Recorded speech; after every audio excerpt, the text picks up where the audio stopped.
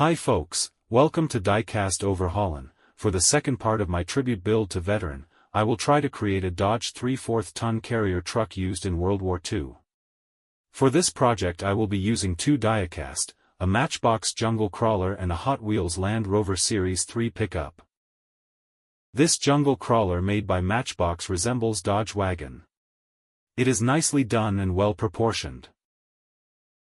For this Land Rover made by Hot Wheels, it has a well-defined details. You can see the hinges and door handles, tailgate is visible including rear indicator lights, and also the license plate. I will now go on with the disassembly, starting with the jungle crawler, by drilling the two bottom rivets. Using flat screwdriver, I will insert it in between the chassis and the body, make a little twist to totally dismantle the diecast. Easier said than done.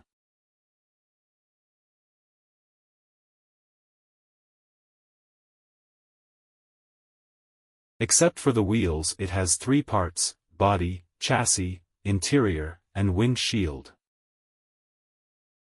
I will do the same procedure to the Land Rover.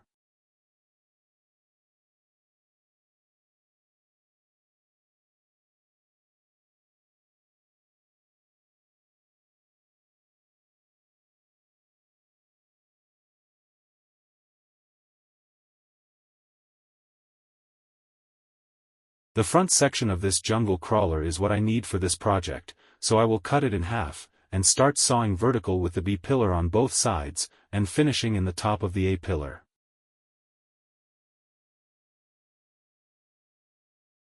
This is the chopped jungle crawler. I will not discard the other half, I could use it in some other projects.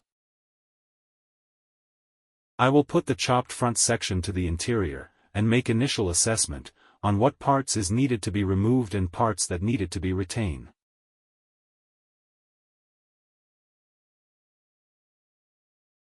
I will now slice the Land Rover in half, and then salvage the bed. Since the Hot Wheels Land Rover has nice details, its bed is perfect for this project, but of course, it needs some modification to fit seamlessly.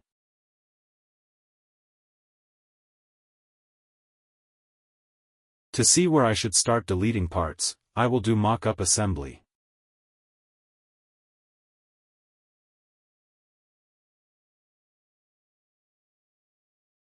Now I have decided to make a cut at the back of the seats, but step board should be retained, while both jerry cans on each side will be cut and repositioned. Using blade cutter, I will carefully cut the two jerry cans on both sides.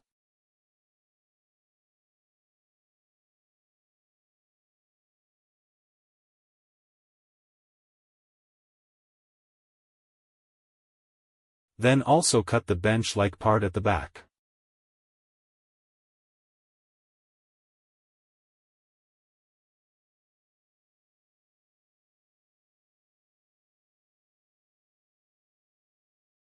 After removing the paint, I will cut the bed horizontally, to extend its width, to fit into the front section.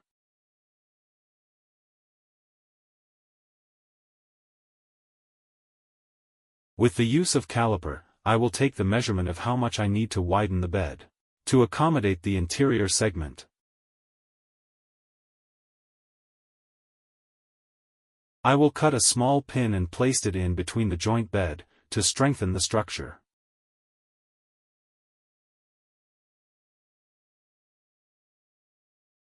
For the front section, I am going to seal the opening on engine cover on both sides.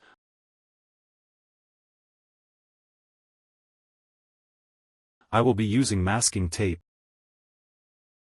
placing it inside the engine bay.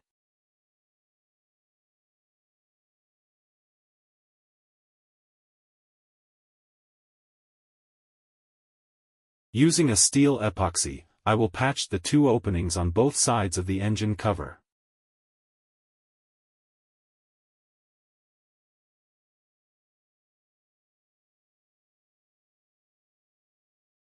This is now the widened Land Rover bed, attached to the trimmed front section of the jungle crawler.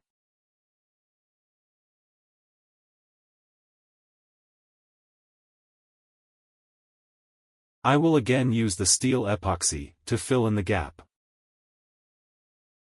Likewise, the opening on both sides of the engine cover had been patched. I will now place the front section to the bed, to see how it looks. Not bad, don't you think?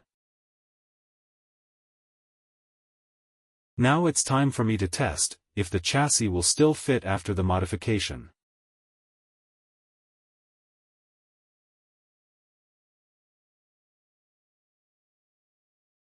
There you go, the wheel alignment is off. I will do some modification with the chassis, for the rear wheels to fit with the bed fender.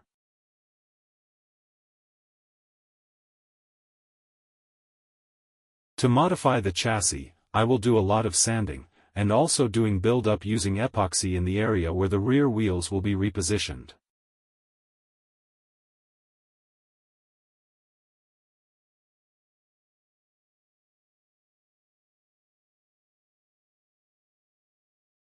Some of my video clips for this build were corrupted and cannot be retrieved, so I will just walk you through on what I have done for this project. I made 2 tow hooks out strand from aluminum cable.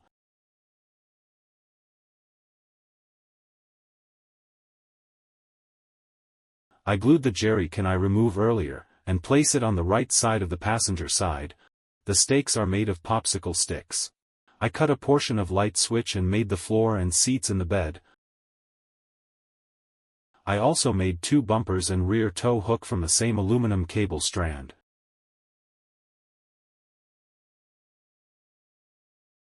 The steering wheel is made out of small plastic ring.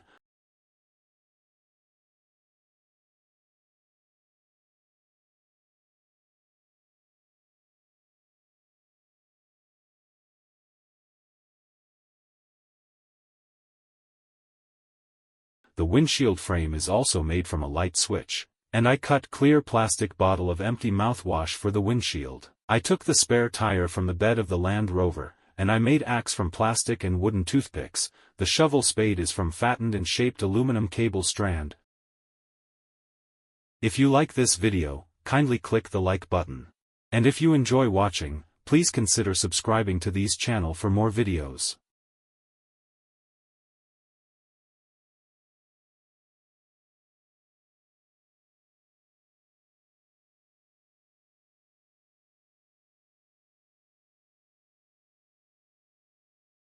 The glue has rough finished, and the sanding marks are visible. For as long that it fits nicely and rolls perfect, it's fine with me. Aside from the 2 tow hook I made, I also added a pair of shackles in the front bumper.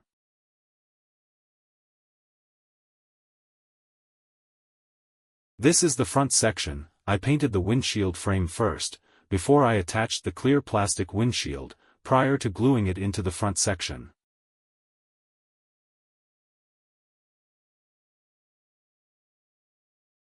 And this is the bed attached to the interior. I cut, shaped, and glued an aluminum bar underneath for the chassis to interlock. I failed to sand the glue marks and it is visible in the stakes and bed floor, and it is what it is.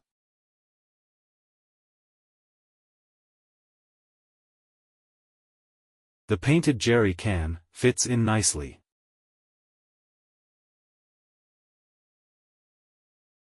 I deleted the factory-made steering wheel and made an improvised.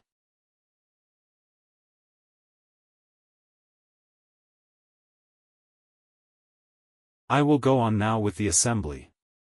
During World War II, the Dodge Company produced tens of thousands of lightweight, versatile trucks including the WC, weapons carrier.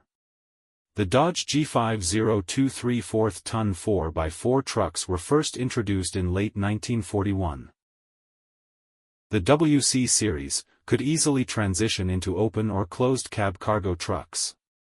They also became as weapons carriers, radio command cars, reconnaissance vehicles, ambulances, cargo trucks, panel vans, telephone carriers, mobile emergency, and field workshop trucks. 2 generations of vehicles were built in wartime, also called VC series, but from 1941 on it was called the WC series. then later developed into the most prolific WC 55 3/4 ton truck in U.S. Army. The Dodge WCs worked long and hard. It was an essential part of Army mobility that led to victory in 1945.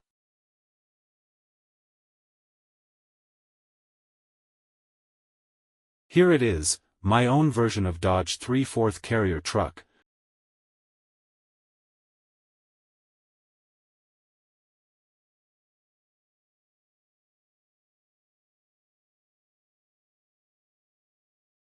To all of our veterans, thank you for your service. See you again on my next project. Always remember, if you cannot buy them, build them. Thanks for watching.